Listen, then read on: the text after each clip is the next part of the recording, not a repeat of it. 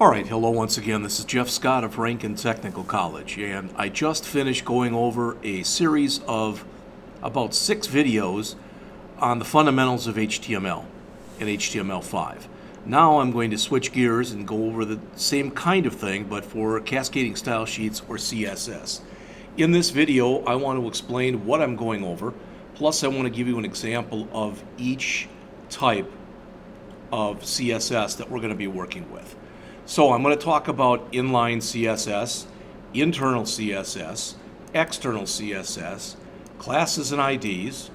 We'll go into the topic of divs, how to work with colors in CSS, how to float, left, float, right, and turn off floating, positioning such as relative, absolute positioning, etc.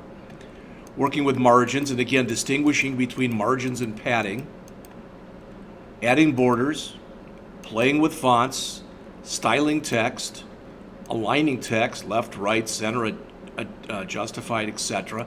Styling links, we've already seen that. Talk about other places you can go to get information on CSS. Then get into the advanced selectors. This last stuff that you see here, that's down near the bottom, that's now in gray, that's more CSS3. But we'll talk about all of those. Once we get finished, we'll go over to the CSS reference on W3 Schools and make sure we didn't forget anything. But this is a humongous reference. All right, so that either if I go over all of these, that means that last lecture won't be a lecture, it'll be several lectures. So we'll see what happens as we go on. But to begin with, I've gone back to my file, which is now, after all this, is almost 700 or 600 lines long. And now, the first thing I'm going to do in here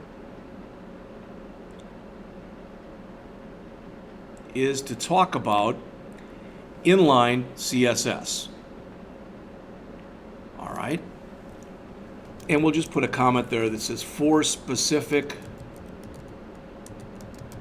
element or elements. Take a look at what we're doing here. This should say, if it works correctly, my mother has blue eyes, and the word blue should be in blue. This one should say once upon a time, but the O in once should be 3 times the size of this. So how are we doing this? Well, when you use inline CSS, that means that what I'm trying to do is I'm trying to change something within a line or within a paragraph or whatever. All right, I believe, now I could be wrong on this, but I'm going to try this anyway. With the examples that I'm showing you, with those examples, this is just changing a word or a letter or something, but I believe I see no reason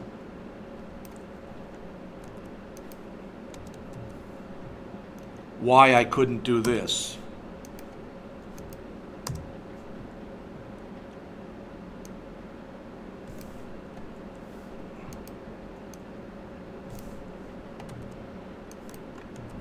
And I'm going to put here, am I a blue paragraph?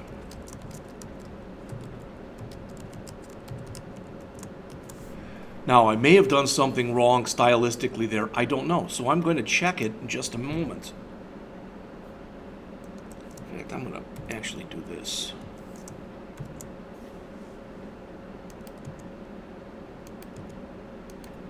Now you can really see what's going on here. So let's run this. And you'll notice, am I a blue paragraph? Yes, I am. So what did I do right here?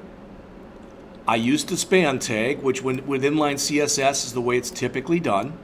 And in that span tag, I said, I'm going to have a blue font color. So within that span tag, I put the text for my paragraph tag. I've separated out my paragraph tag from my span tag.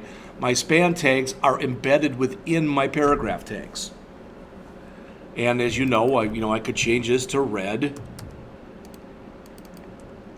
All right, so I could say style color equal red. I think I can put multiple styles in here too. Font, weight, bold. So am I a bold red paragraph? Let's see. And yes, I am.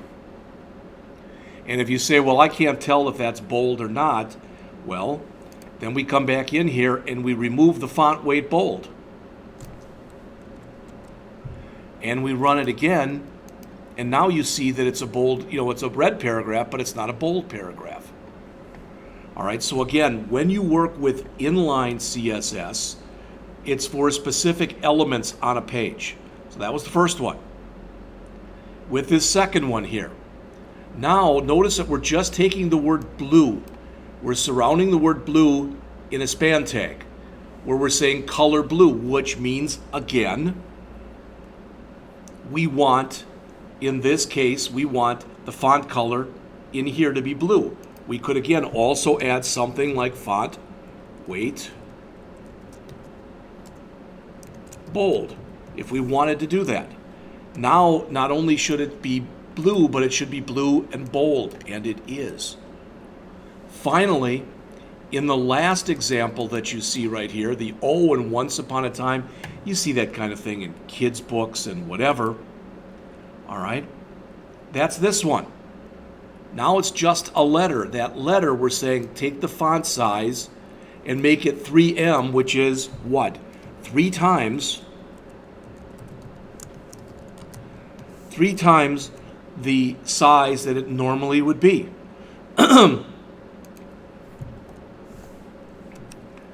Now, if I look at this, you can see it says Once Upon a Time. I just said to add bolding, and you can see it's now bolded.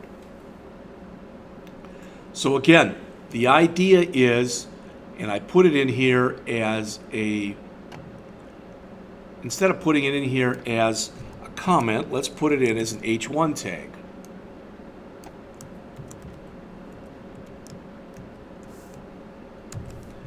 So again, what this one says, CSS inline examples for specific elements. And I showed you how you can change a whole paragraph, how you can change a word within a paragraph, how you can change a letter within a word within a paragraph. And there are other ways that this can be used as well. If you go out to HTML span tag, they will show you some examples. So that's the first one. All right, now I'm going to take all this stuff that I've just been working on, and I'm going to comment it out. And we're going to go into internal CSS. All right, so let me get rid of that. Make this an H1 tag. Now the first one was inline, so it's right in the code itself. The second one is internal. Affects current web page.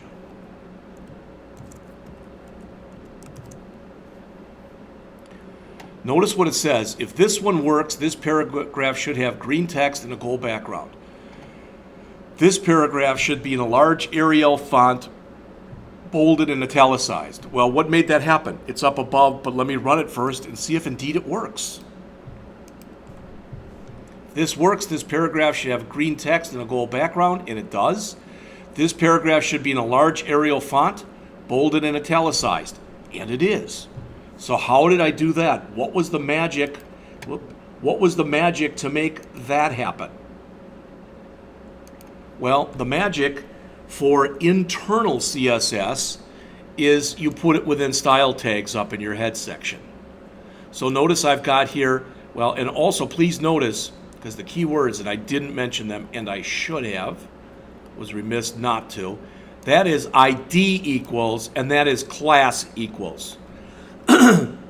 When you have an ID, there can only be one of those on each page. So there can only be one ID equal Packers on this page. So what this says is anytime you have an ID of Packers, you make the font color green, you make the background color gold. Now I could flip these, and I could make this gold, and I could make this green. All right, or whatever way I wanted to. But this says this must have an ID of Packers. So when you find something with an ID of Packers, you set those things accordingly. Now, I just showed it by setting it within a paragraph, but you could have set it within a word or something else if you wanted to. All right? If I did it within a word, I'd have to use the span tag. So, when we looked at this, it was green text on a gold background. Now, gold text on a green background. So you see how it's changed. Now, sometimes when you do this, you need more than one on the same page. So when you say class equals, I can use this as many times as I want. So for instance, if I come through there and make another paragraph, how does this paragraph work or look? Well, since the class is big, bold, and italicized, like this one, it should be,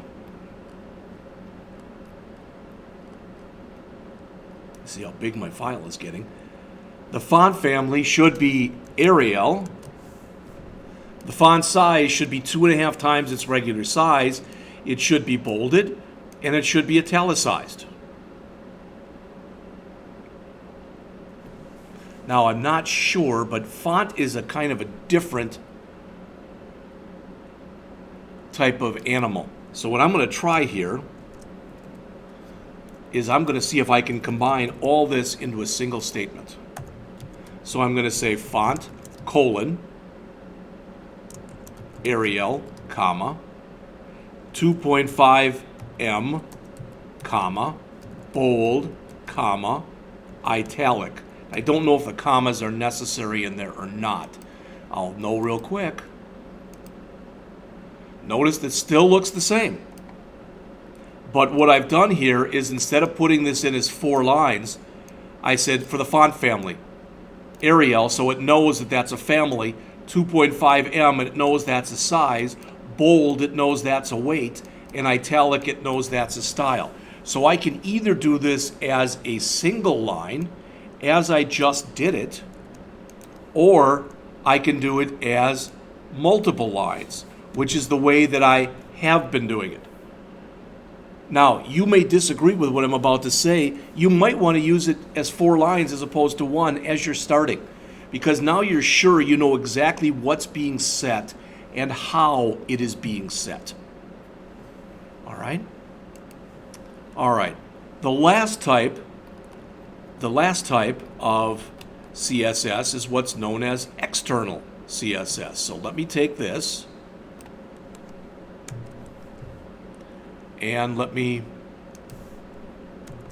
do that. All right. Now, external examples. I'm going to grab the same ones that I just had here for the internal. The Packers, the bold, etc. I'm going to grab those same ones. And I'm going to paste them in. And I've got to take this now. This will become CSS external examples. I like to say website wide, not webiste. Website wide changes. Because I can have these on multiple pages if I want to. Now it's the same stuff we had before, ID equal Packers, etc. All right.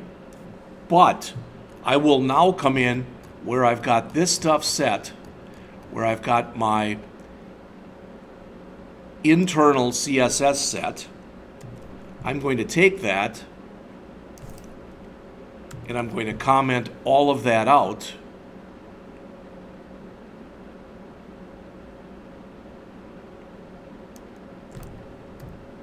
So that's now all commented out. So it shouldn't work, right? Well, let's look. Externally, it all worked. How does that look? I put an S there. So how did that work? Well, we'll look at it in just a second. Let's fix this first. Get rid of that S. You notice it's still saying ID equal Packers, class equal big, bold, italicized, and this one, class equal big, bold, italicized.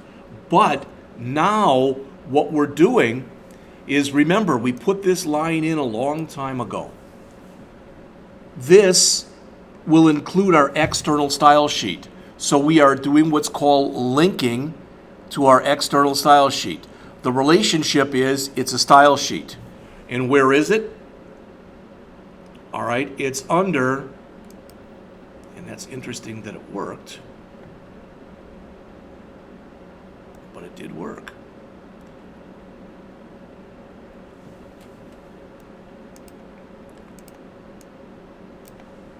It's under a file called style.css. Let's see if it still works. And it does. External examples, website-wide changes. If this works, this should have green text and a gold background. Well, I remember I reversed it. So now what that should have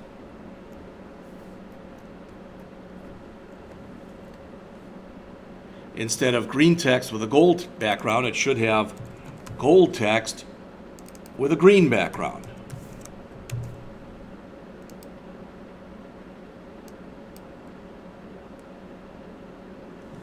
All right. Now, just to show this website-wide changes, I'm going to go back to my web page that's right here, and I'm going to save this. Do a save as, and I'm going to call this index2.html. Okay? And I'm going to get rid of a whole bunch of stuff here because this is way too big a page. So I'm going to get rid of all this stuff. Everything that's in my style tags. Makes it much easier to read now. All right, and I'm going to come down to my body.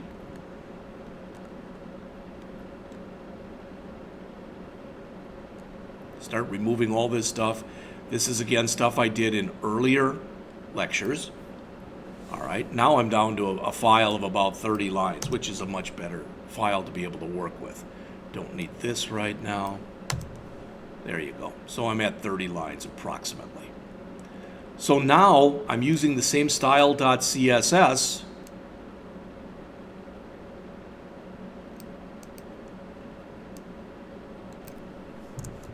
This is index2.html. Am I still gold text and green background?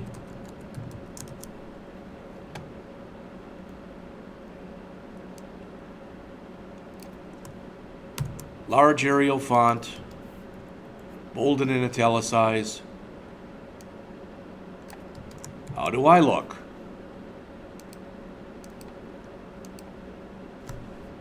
Am I still gold? Well, I guess backwards. Large Arial font, how do I look? So I should change that. Am I still green text with a gold background? That's not what's important here, not at all. It's not correct, but the key thing, the reason that is so important is when you take a look at it, that was using the same external style sheet. So what does that look like? Surprise. All we did was we plucked out the exact same internal CSS that we put in, and we put it in its own file, and it is not, repeat, it is not within style tags. All right, so what you've seen examples of in this first video are inline CSS, where we changed a paragraph or a word or a letter, etc. And that's designed to work with elements on a web page, a paragraph, a word, a sentence, whatever. Then we went in and looked at internal CSS, and internal CSS is page-wide, and that's within style tags that are in the head section. And from there, we just finished going over external CSS, where we have an external file that ends with a .css extension, and that we have to bring in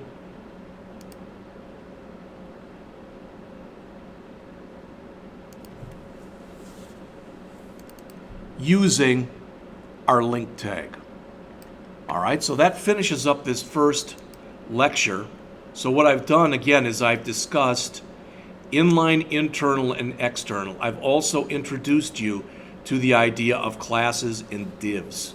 In the next chapter, classes and IDs, I should say, I want to go over divs, colors, floating, and positioning.